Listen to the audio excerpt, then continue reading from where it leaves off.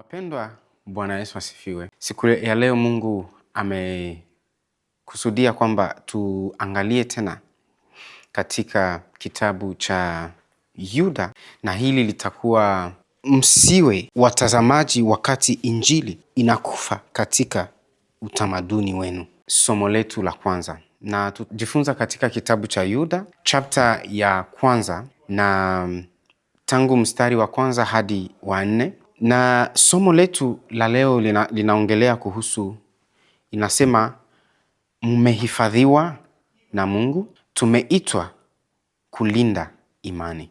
Nataka Yuda 1:1 hadi 4. Duka la dawa na kengele ya hatari.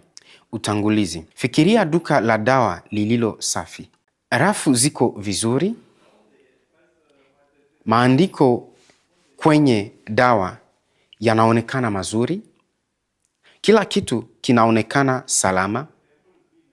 Lakini usiku mmoja mtu anaingia kwa siri na kubadilisha kilichomo ndani ya boksi za dawa.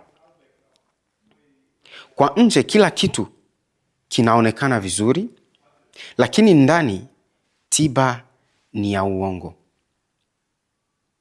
Ni sumu iliyofungwa ndani ya boksi la dawa.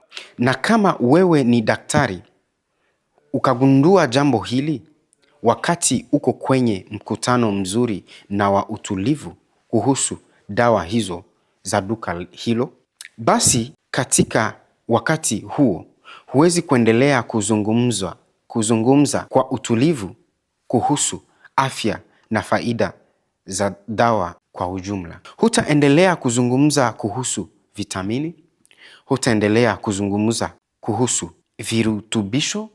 Katika wakati huo unapiga kengele ya hatari. Hicho ndicho Yuda anafanya hapa. Yuda alitaka kuandikia waamini kuhusu wokovu wao wa pamoja. Alitaka kuambia kuhusu uzuri wa neema. Alitaka kuandikia kuhusu hazina ya pamoja ya injili. Lakini jambo fulani lilimlazimisha kubadilisha sauti. Uongo ulikuwa umeingia ndani ya kanisa. Na sikizeni vizuri. Uongo unapogusa injili, mchungaji hana ruhusa ya kubaki mtulivu kana kwamba hakuna hatari. Kanisa la Kristo halipotezi kweli kwa ghafla. Halianguki kwa siku moja. Si wakati tu linapoona mateso. Si wakati tu kuna shambulio la wazi kutoka nje. Wakati mwingine kanisa hujichanganya pole. Kimya. Uongo hujiponyeza kupitia mitazamo, kupitia mienendo, kupitia kuchanganyikiwa, kupitia watu wanaozungumza lugha ya kanisa lakini hawapendi utawala wa Kristo, kupitia ujumbe unaosikika vizuri lakini unaondoa nguvu ya injili, kupitia neema inayohubiriwa kwa namna ambayo dhambi haitajwi wazi, haikabiliwi, haiuawi, bali inalindwa. Hapa ndipo Yuda anaingia. Kwa barua fupi lakini yenye nguvu, anaongea, anaamsha. Na jambo muhimu sana, anafariji wale wanapaswa kufarijiwa. Kwa sababu Yuda haanzi na hofu, haanzi na hatari. Ukisoma kwa makini, haileti hofu, analeta utambuzi. Anaanza na utambulisho wa waamini. Kwanza anawaambia wao ni nani. Kisha anawaonyesha kwa nini hawana ruhusa ya kubaki kimya. Ujumbe wa maandiko haya ni huu: Mungu anawapenda na kuwalinda watu wake. Lakini kwa sababu hiyo hiyo anawaita kupigania Injili ambayo hawana ruhusa ya kubadilisha. Leo tutaangalia hatua 3 rahisi katika maandiko haya.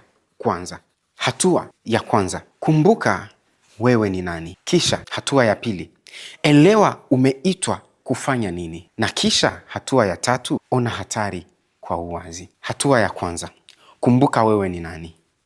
Yuda anaanza hivi katika mstari wa kwanza hadi wa pili. Yuda, mtumwa wa Yesu Kristo na ndugu yake Yakobo, kwa hao walioitwa, waliopendwa katika Mungu Baba na kuhifadhiwa kwa ajili ya Yesu Kristo, rehema na amani na upendo na vizidishwe kwenu. Angalia jinsi anavyoanza. Yuda anamuweka Mungu katikati. Haanzi na watu wa uongo, ingawa wao ndio mada ya waraka huu. Haanzi na hatari, haanzi na vita. Anaanza na kazi ya Mungu ndani ya watu wake. Kwa nini hii ni muhimu? Kwa sababu kanisa lililo katika hatari linahitaji, kabla ya kitu kingine chochote, kujua kwa nini, kujua kuwa ni nani. Yuda anasema mambo 3 kuhusu waamini. Mumekuwa, mmeitwa, mnapendwa, mumehifadhiwa. Huu ndio msingi. Hauwezi kupigana kwa afya ikiwa umesahau wewe ni nani. Hauwezi kusimama imara katika kweli ikiwa ndani yako unaishi kama aliyeachwa. Hauwezi kulinda imani ikiwa moyo wako haujatulia katika neema ya Mungu. Yuda anasema, mumekuwa, mumeitwa. Hii ina maana kwamba maisha ya Kikristo hayakuanza na akili yetu, hayakuanza na hamu yetu ya kiroho, hayakuanza na sababu siku moja tulikuwa bora kuliko wengine, hayakuanza kwa nguvu ya uamuzi wetu. Yalianza na mwito wa Mungu. Mungu alituamsha, alitununua kutoka katika kifo cha kiroho, alituletea uzima katika Kristo. Kama Paulo anavyosema katika Waefeso 2, tulikuwa wafu kwa makosa na dhambi zetu, lakini Mungu akiwa mwingi wa rehema alitufanya hai pamoja na Kristo. Kisha Yuda anasema, mumependwa katika Baba. Kuna waamini wengi wanaojua kwamba wanapaswa kupenda Mungu, lakini hawaishi katika ukweli kwamba Mungu anawapenda wao. Wanajua mafundisho, wanajua nyimbo, wako hai katika huduma, labda wakati mwingine wako hai katika kiasi, wako hai kupita kiasi, na yote haya ni mazuri, lakini ndani yao wanaishi kama watu wanaovumiliwa tu, si kama watu wanaopendwa. Wanamtazama Mungu kupitia aibu ya zamani, kupitia kukataliwa na watu, kupitia majeraha ya zamani, kupitia hofu, kupitia kujilinganisha, kupitia utendaji wa kidini. Lakini Yuda anasema, hapana, huo si utambulisho wako. Kama uko ndani ya Kristo, Mungu hakuvumilii tu. Unapendwa katika Mungu Baba. Usiishi kwa makombo ya kihisia, usiishi kwa kibali cha watu, usiishi kwa hofu yao, usiishi kujilinganisha na wengine, usiishi tena kwa utendaji wako wa kidini. Uishi kutokana na upendo wa Baba. Je, unaelewa hili? Kabla hujaitwa kupigana, umeitwa kutulia katika upendo wake. Kabla hujalinda imani, Mungu anakuambia kwamba wewe mwenyewe umehifadhiwa katika upendo wake. Kisha Yuda anasema, mumehifadhiwa kwa ajili ya Yesu Kristo. Neno hili lina wazo la kulindwa, kushikiliwa, kuhifadhiwa. Hamjaachwa mikononi mwa bahati. Hamjaachwa katika dunia yenye kuchanganyikiwa.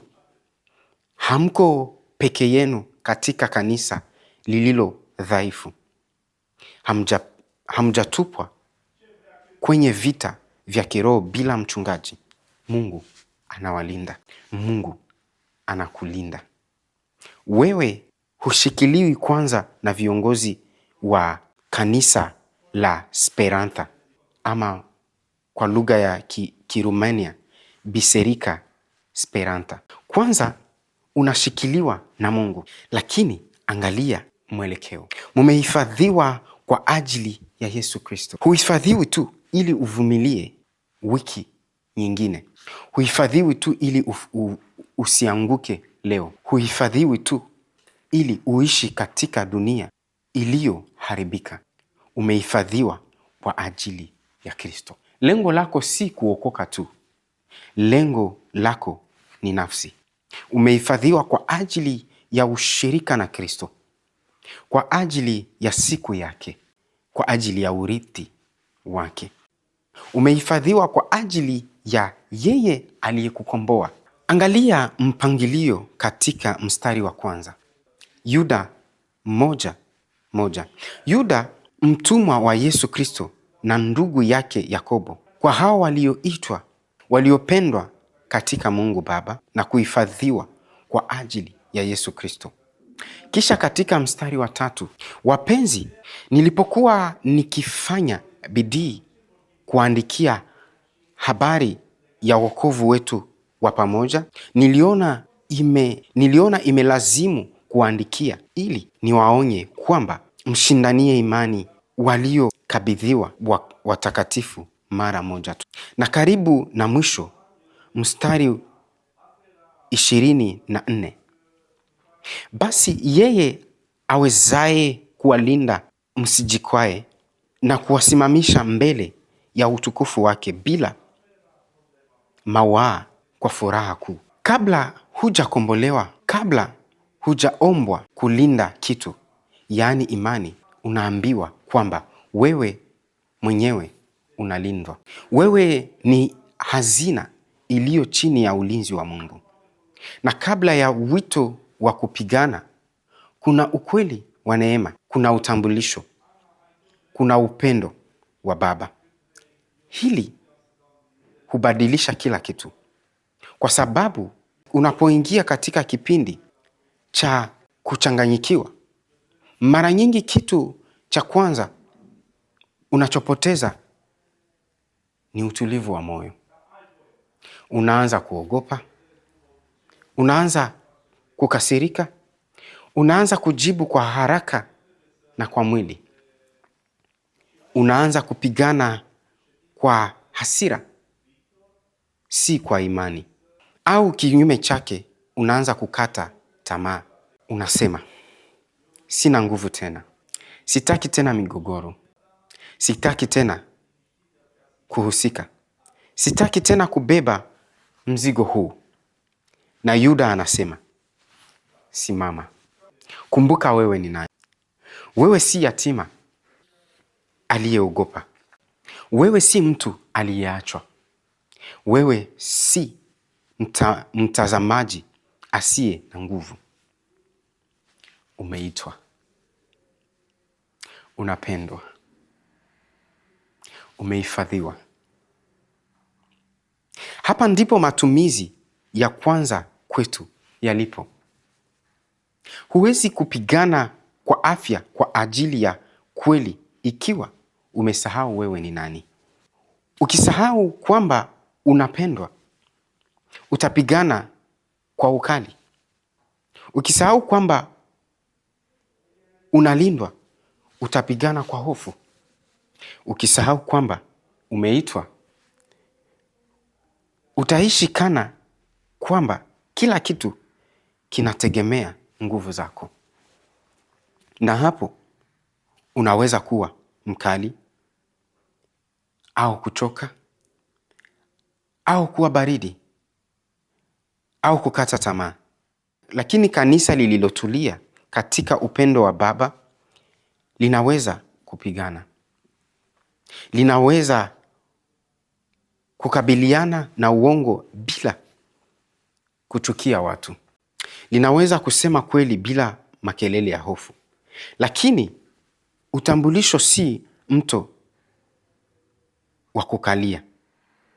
Utambulisho ni silaha ya vita. Na hili linatupeleka kwenye wazo la pili la maandiko haya. Elewa umeitwa kufanya nini.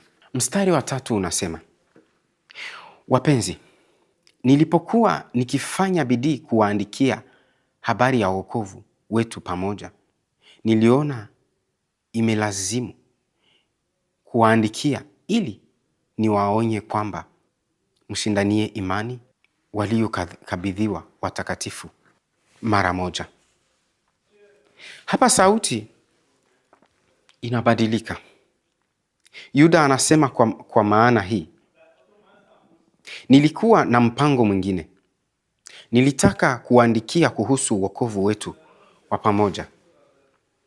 Nilitaka kuandikia kuhusu kile kinachotuunganisha, kuhusu uzuri wa neema, kuhusu utamu wa wokovu.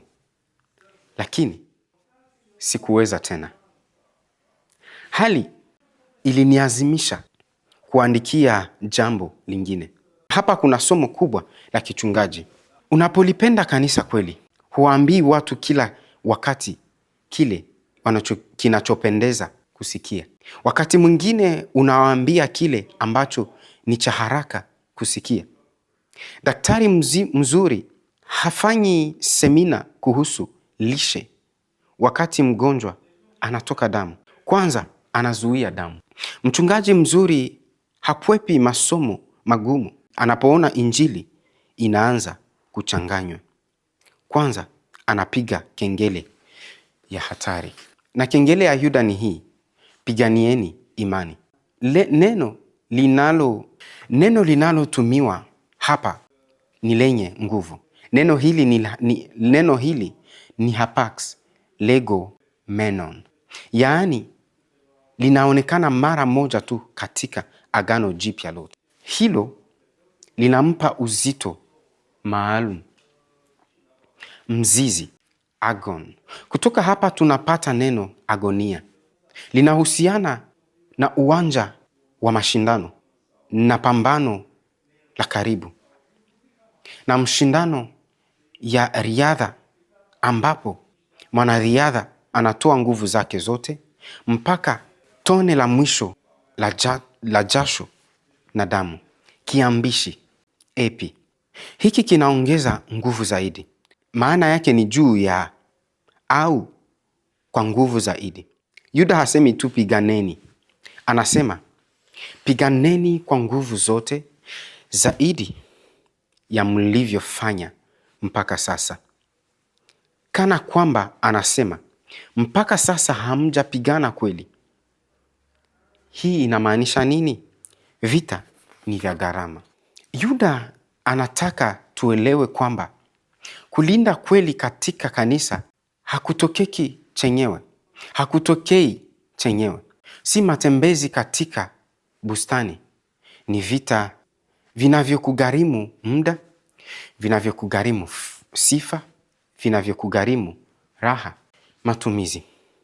Kama kuwa Mkristo katika Craiova haikugharimu chochote, inawezekana hujajitoa kweli kupigania imani. Vita vinahitaji ni gharimu.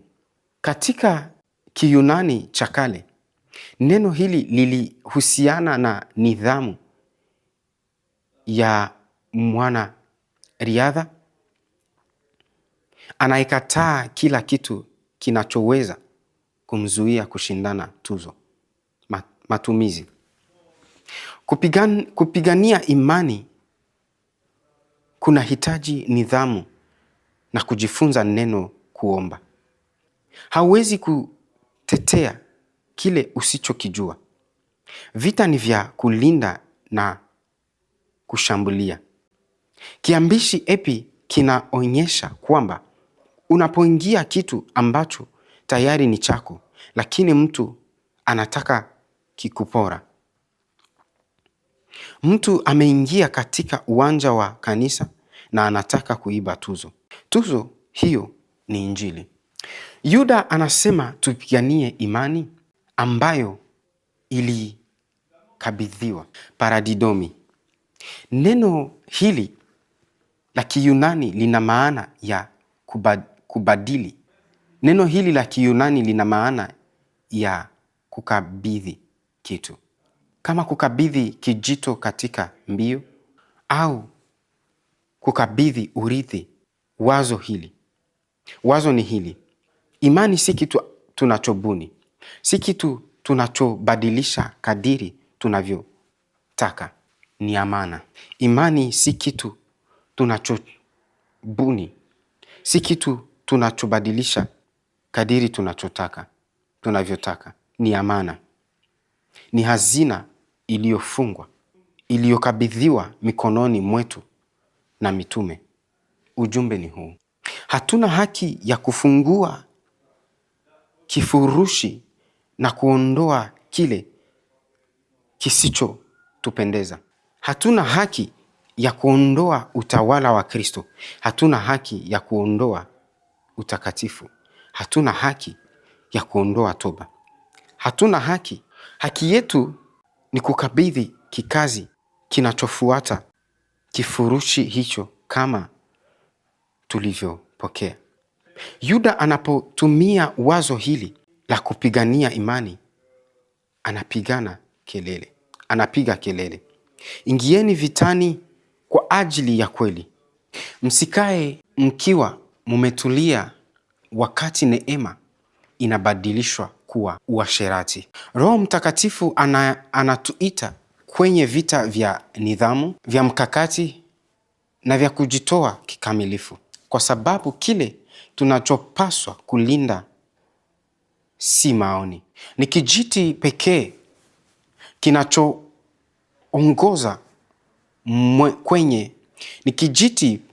kinachoongoza kwenye uzima wa milele. Kwa maneno mengine, kanisa si mwandishi wa ujumbe. Kanisa ni mlinzi wa ujumbe. Hatuna mamlaka ya kubuni upya imani. Hatuna mamlaka ya kuindua kulingana na ladha ya kizazi hiki. Hatuna mamlaka ya kuondoa kile kinachokasirisha watu. Imani ilitolewa. Haikutungwa na sisi. Haikujadiliwa na sisi. Haikupigiwa kura na sisi. Haikubadilishwa kulingana na mapendeleo yetu. Ilikabidhiwa watakatifu mara moja tu. Kwa hiyo, imani si plastini, si kitu tunachokifanya kulingana na hali ya utamaduni wa sasa. Ni hazina iliyokabidhiwa kwa watu wa Mungu.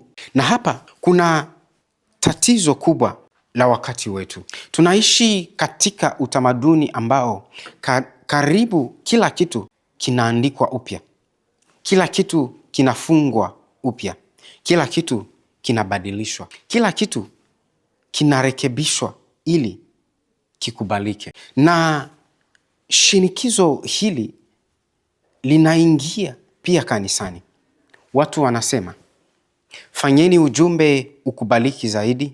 Fanyeni uwe laini zaidi. Mshikeni Yesu, lakini bila madai yake. Mshikeni neema, lakini bila toba.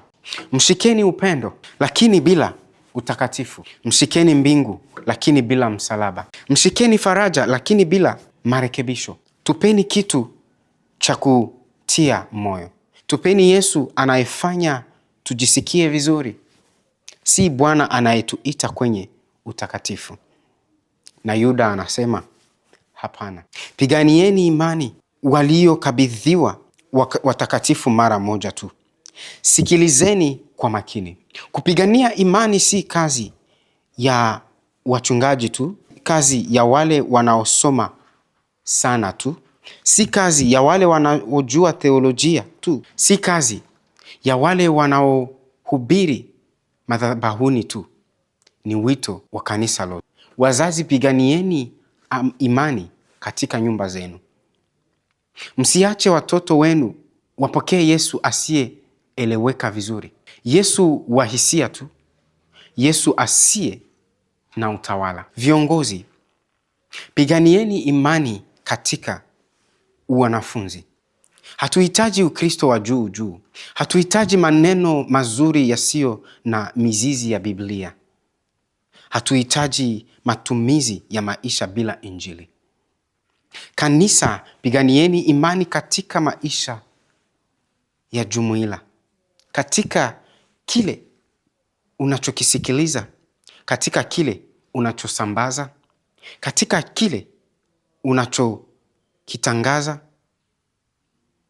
katika kile unachokivumilia, katika kile unachokiita mahubiri mazuri, katika kile unachokiita neema, katika kile unachokiita upendo. Na nataka kusema jambo moja kwa moja. Si kila mahubiri kuhusu neema ni Injili. Si kila ujumbe unaofanya ujisikie vizuri unapeleka karibu na Kristo. Kwa njia nitaanza mfululizo wa ujumbe ambao nitaonyesha jinsi maandiko fulani ya Biblia yalivyohubiriwa vibaya na kusababisha ushika sheria au kukatisha tamaa kati ya Wakristo. Ni jambo la huzuni kwamba mahali ambapo kweli safi inapaswa kuhubiriwa, wakati mwingine pamekuwa mahali pa kuhubiri ahadi tupu. Tafadhali fuateni mfululizo huu, na kisha kwa utambuzi wa kibiblia tusimame dhidi ya uongo.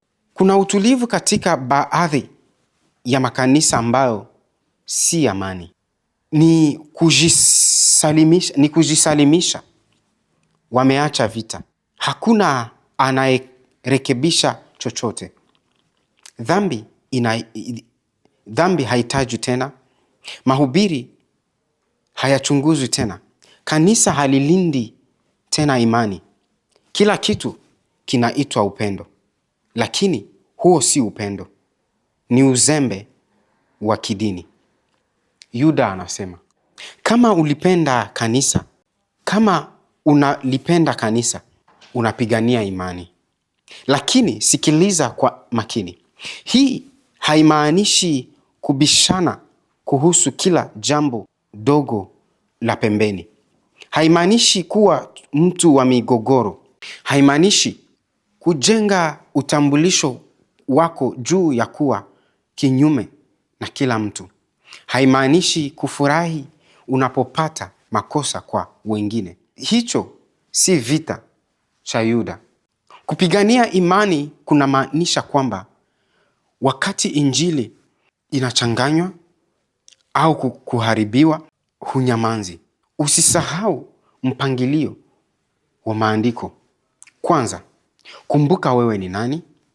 Kisha, elewa umeitwa kufanya nini. Lakini kwa nini wito huu ni wa haraka sana? Jibu linakuja katika mstari wa 4. Na hatua ya 3 inasema, ona hatari kwa uwazi. Mstari wa 4 unasema, kwa maana wamejiingiza kwa siri watu fulani, walioandikwa tangu zamani kwa hukumu hii, watu wasiomcha Mungu, waigeuzao neema ya Mungu wetu kuwa ufisadi, na kumkana yeye aliye pekee yake mumiliki wa Bwana wetu Yesu Kristo. Hapa Yuda anatuambia kwa nini hakuna tena nafasi ya kuwa katikati. Hatari haikuwa nje tu, haikuwa duniani tu, haikuwa jambo linaloweza kutokea baadaye. Ilikuwa tayari ndani. Yuda anasema wamejiingiza kwa siri. Hawakuingia kupitia mlango wa mbele wakisema sisi tumekuja kuliharibu kanisa. Hawakuvaa lebo kifuani wakisema sisi ndio tutakao wachanganya. Hawakuja wakitangaza wazi kwamba wanataka kugeuza neema. Walijipenyeza. Hivyo ndivyo uovu hufanya kazi mara nyingi. Mara chache huja ukisema jina lake halisi. Mara chache husema mimi ni kuchanganya. Mimi ni kumtomcha Mungu. Mimi nimekuja kumtoa Kristo katikati. Hapana. Huja vizuri, huja kwa akili, huja kwa utulivu. Wakati wengine huja na tabasamu. Huja na msamiati wa kidini. Huja na uhuru unaoonekana kama ukomavu. Lakini Yuda anasema, angalieni vizuri. Watu hawa ni wasio mcha Mungu. Hilo ndilo tatizo la msingi. Si tofauti ndogo ya msisitizo. Ni mtindo tofauti. Si nuance ya kisasa. Ni kutomcha Mungu. Yaani, hawaishi mbele za Mungu kama mbele za Mungu mtakatifu. Hawamwogopi, hawamtii, hawamtendei kama Bwana. Hawaishi coram deo mbele za uso wake. Mtu asiyemcha Mungu anaweza kuzungumza lugha ya kidini. Anaweza kukaa kanisani, anaweza hata kuonekana amekomaa, anaweza kuonekana ana moyo mpana, lakini hainami mbele za Mungu. Na Yuda anasema waziwazi wanachofanya. Wanaigeuza neema ya Mungu wetu kuwa ufisadi. Hapo ndipo kiini kilipo. Hapo ndipo sumu iliyo ndani ya kiboski la dawa ilipo. Wanachukua neema na kuigeuza kinyume na kusudi la Mungu. Neema ya kweli husema, Kristo anakusamehe na anakubadilisha. Neema ya uongo husema, Kristo anakusamehe, kwa hiyo dhambi haitakiwi kuchukuliwa kwa uzito. Neema ya kweli hukunyenyekeza. Neema ya uongo hukufanya utulie katika uovu na dhambi. Neema ya kweli huvunja minyororo ya dhambi. Neema ya uongo hupaka mafuta minyororo yako ili ujisikie vizuri ukiwa umefungwa. Neema ya kweli hukupeleka kwenye toba. Neema ya uongo hukufundisha kujitetea. Neema ya kweli hukuonyesha jeraha na kukupeleka kwa Kristo. Neema ya uongo hufunika jeraha, manukato ya kidini. Kwa hiyo tunapaswa kuwa makini. Si kila ujumbe unaonekana umejaa neema ni neema.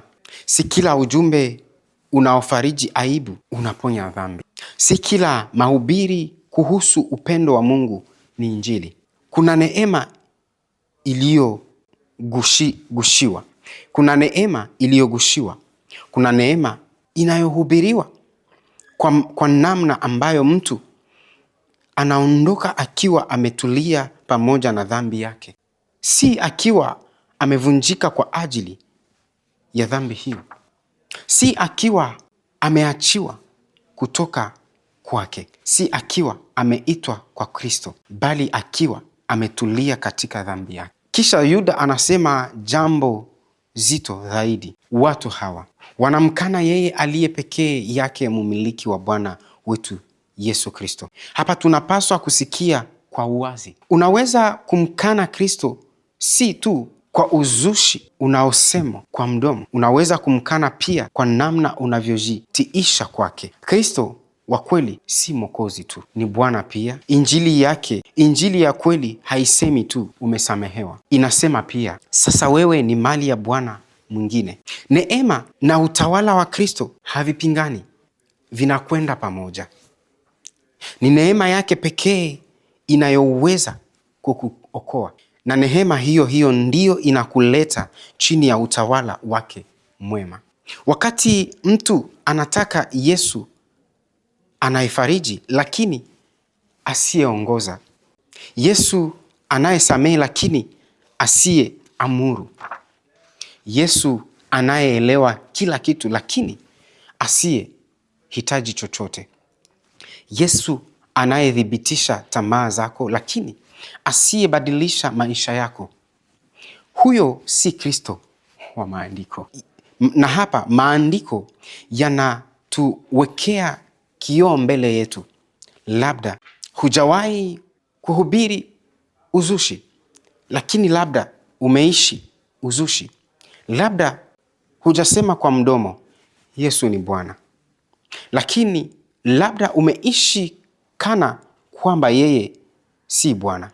Labda umehifadhi dhambi kwa makusudi na kuishi chini ya neno neema. Labda ulijua wazi kile Kristo anachotaka, lakini ukachagua kitu kingine.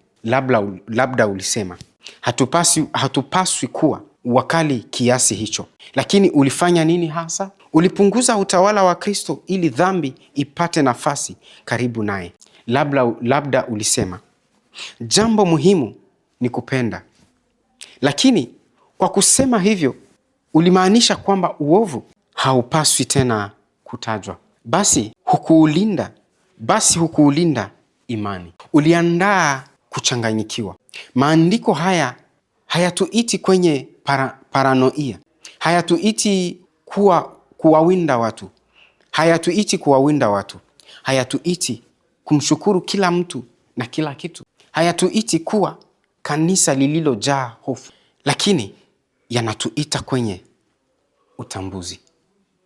Tusiwe wajinga. Tusimeze kila kitu. Tusiite ukomavu kile ambacho ni cha kuchanganya. Tusiite upendo kile ambacho ni kukosa uaminifu kwa kweli. Yuda hasemi haya ili kuliacha kanisa katika hofu. Anasema ili kuliamsha. Hilo ndilo tofauti. Hofu hupoozesha, kuamka husafisha. Hofu hukufunga, kuamka kukufanya uombe, kukufanya ufikiri, kukufanya uchunguze, kukufanya ulinde, kukufanya upende kwa usafi zaidi. Kwa hiyo, kama moyo wako unakemewa sasa, usikimbie karipio. Labda neno linakuamsha sasa. Labda umetumia neema kama kisingizio. Labda umechoka na kunyamaza mahali ulipopaswa kusema. Labda umechanganya upendo na kuvumilia dhambi. Labda ulitaka Kristo anayekufariji lakini asiyekuongoza. Ujumbe huu unakuita urudi. Urudi kwenye utambulisho. Urudi kwenye imani uliyopokea. Urudi kwa Bwana Yesu Kristo. Hitimisho. Yuda 1 hadi mstari wa 4 inaweka mbele yetu mambo matatu rahisi. Kumbuka wewe ni nani? Kama wewe ni wa Kristo, umeitwa, unapendwa na unahifadhiwa. Usiishi kama mtu aliyeachwa. Usiishi kama yatima wa kiroho. Usiishi kana kwamba kila kitu kinategemea nguvu zako. Pili, kubali vita kwa ajili ya imani. Usiache injili mikononi mwa watu wenye sauti kubwa zaidi. Usiache nyumba yako ilishwe Ukristo wa uongo. Usiache akili yako iundwe zaidi na utamaduni wa wakati huu kuliko na neno la Mungu. Usiache kanisa lichanganye upendo na kukosa utambuzi. 3, tubu mahali ulipotumia neema kama kisingizio. Labda hukuhubiri kosa, lakini uliishi kosa. Labda ulitaka msamaha bila utawala. Labda ulitaka faraja bila utakaso. Labda ulitaka Yesu kukusaidia, lakini si Bwana aliye hai juu ya maisha yako. Na hapa ndipo habari njema ilipo. Kristo hatuiti kuamka kutoka nje. Yeye ndiye Bwana aliyekufa kwa ajili ya dhambi zetu. Yeye ndiye Mwokozi anayetuosha. Yeye ndiye mmiliki mwema anayependa kiasi kwamba hawezi kutuacha katika uongo. Na yeye hasamehi tu, yeye pia hutawala. Na utawala wake hautuangamizi, unatuokoa. Kwa hiyo jibu letu leo si tu nitajitahidi zaidi. Jibu letu ni Bwana Yesu, narudi kwako. Nisafishe mahali nilipochanganya. Niamshe mahali nilipolala. Nipe ujasiri mahali niliponyamaza. Utufanye sisi kama kanisa kuwa watu wanaopenda kweli, kwa sababu tunakupenda wewe. Kanisa, tusiwe jumuiya iliyojaa hofu, lakini pia tusiwe jumuiya iliyolala. Tuwe jumuiya inayopenda, tuwe jumuiya inayopendwa na iliyo macho. Tumehifadhiwa na Mungu na tuko tayari kulinda kweli. Tuwe wapole na wazi. Tuwe tumejaa neema na tumejaa kweli. Tumehifadhiwa na Mungu. Tumeitwa kulinda imani. Mungu akubariki. Amen.